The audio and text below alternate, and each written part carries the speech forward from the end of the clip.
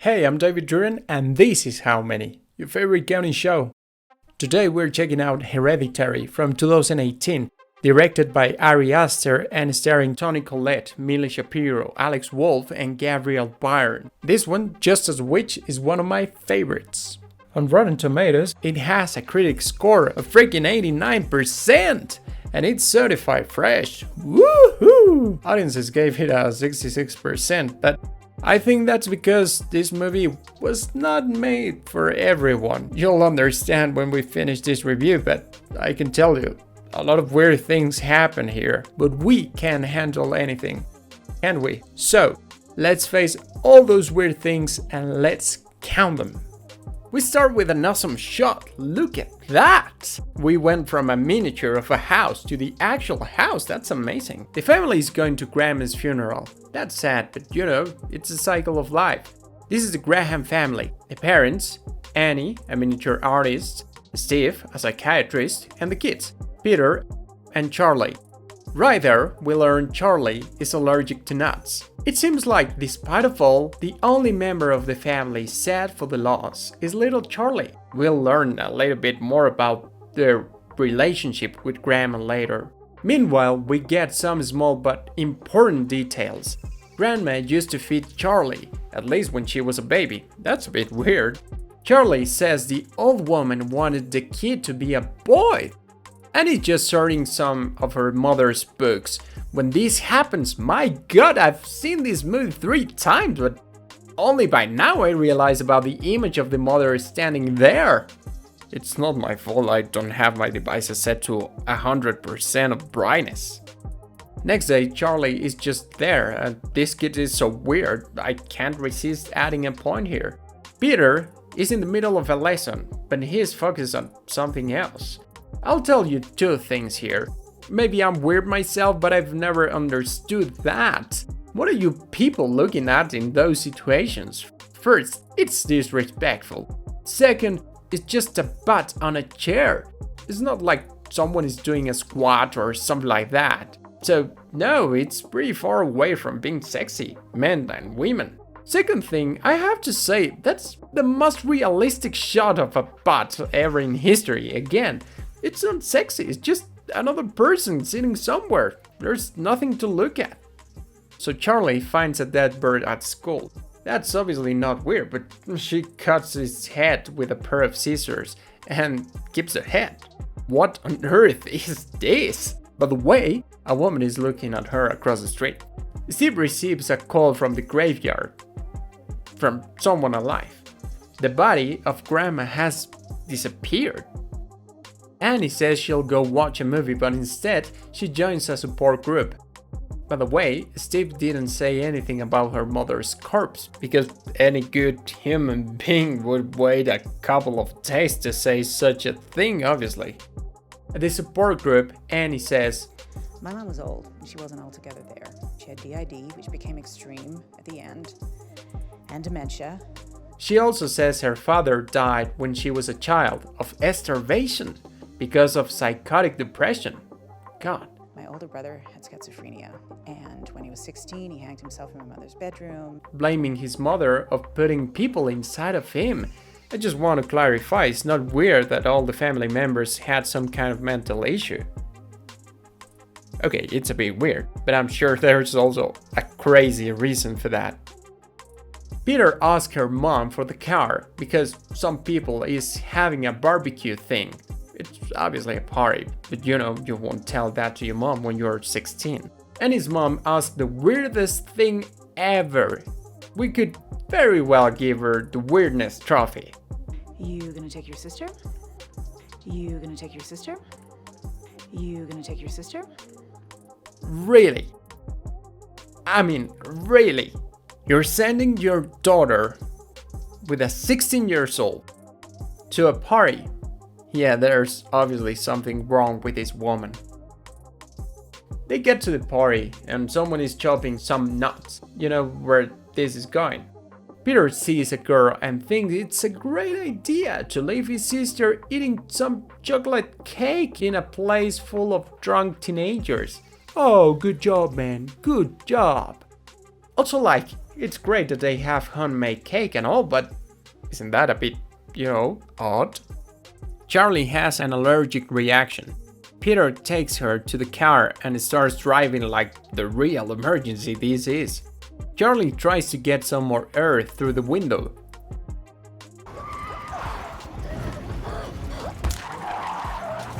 That's honestly the most freaking unexpected thing I've ever seen. I still remember the movie theater, everyone in silence and looking at each other like, what? What just happened? This is the biggest reaction I've seen on cinema since the ending of Whiplash, where everybody clapped, including myself.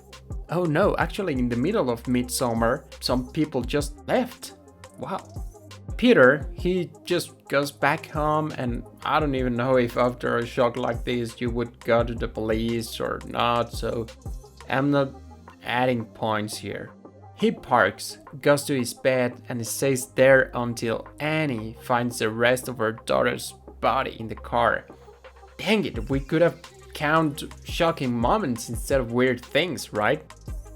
We're going to skip a couple of things here because this video is going to be really long, but I love Ari Aster's treatment of loss. Maybe one day I'll make a video on that subject. I don't know.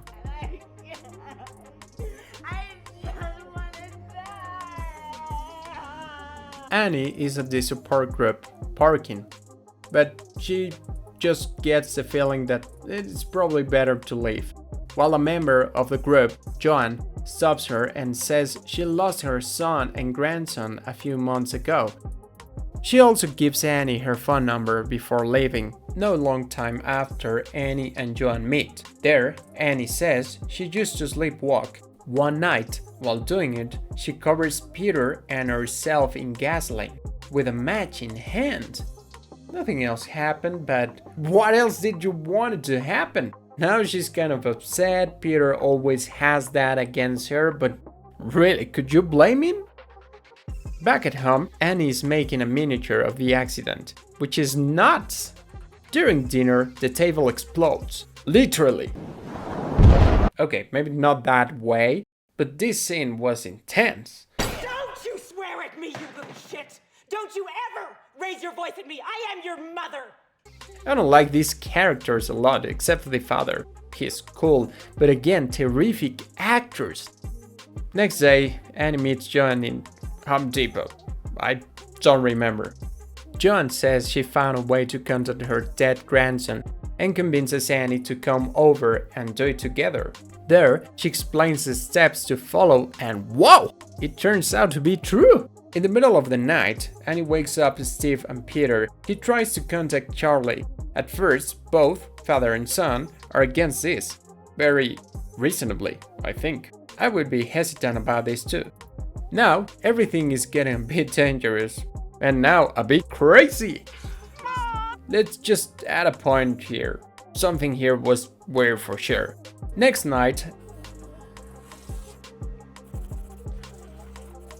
and Peter, he's taking the worst part. Annie wants to fix everything by throwing the notebook into the fireplace. There's only one little problem.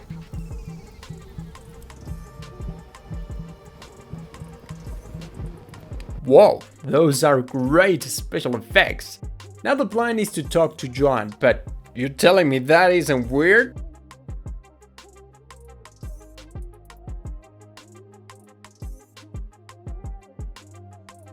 Annie realizes Joan and her mother are related somehow when she sees Joan's welcome mat, which resembles to the ones her mother used to make.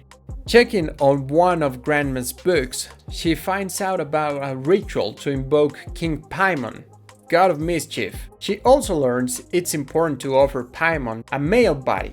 Hey, do you remember Grandma wanted Charlie to be a boy? Not being enough of this conspiracy, Annie finds a picture of her mother and Joan. What? It seems like Annie wants to take everything up to the attic, but look who's there waiting for you, honey. It's Mommy. By the way, the corpse is missing its head. I'm sure you were wondering. No? Okay. Adding to the madness, at school Peter is not well.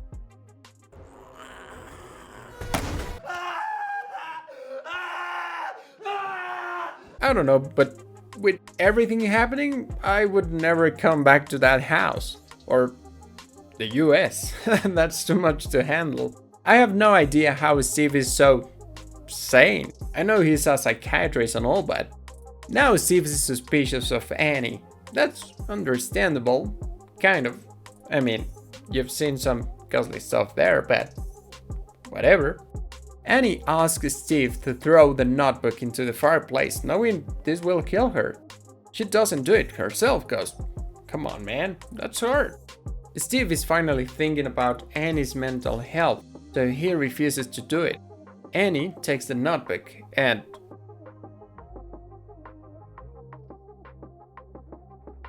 That was a great stunt. Now Annie is just a zombie or something. Peter wakes up after sleeping all the afternoon, but I can't blame him. He's been getting the worst of everything except for getting too hot. Oh no, that happened too? What am I doing? Anyway, he goes downstairs, finding his father burned to death, and now his mother goes after him. He gets into the attic, closing it behind, and holy Jesus, I had forgotten about this scene. This is freaking scary. Somehow, inside it's his mother, slicing her head with a wire. But this is too much for YouTube, so... And you know what else is too much for YouTube? Naked people. The headless body of his mother goes into the treehouse every family has, right? Right? There's a lot of nude people around, so we'll use picture instead of video for the last part. He goes inside the treehouse. He's actually quite calm. There he finds a doll of Paimon. But there is no need for that anymore because Paimon is here. Oh no, Paimon was there the whole time? Wow, so there was no Charlie, like, never. Just Paimon. Good work changing vessels, worshippers. Oh wow, this movie's, yeah, I mean, it's not for everyone. Either because of the very horrifying story, its shocking happenings, or probably its extreme everything. Yeah, I mean, probably just as extreme as this count.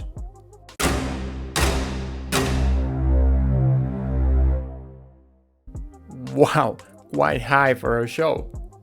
That's it for now, but next week we'll have The Babadook from 2014, directed by Jennifer Kent, an Australian film that has more to say than what it's on its surface.